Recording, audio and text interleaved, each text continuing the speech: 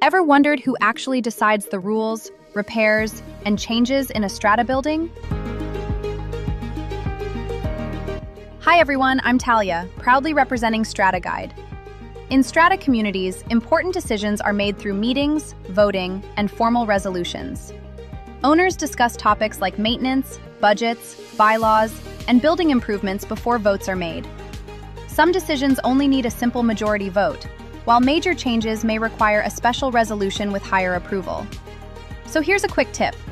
Attend meetings, stay informed, and use your vote, because your voice matters in your community. Follow Strata Guide for more practical strata tips and clear property insights. Like, share, and follow for more updates. That's it for now. Thanks for tuning in, and we'll see you in the next episode of Let's Talk Strata.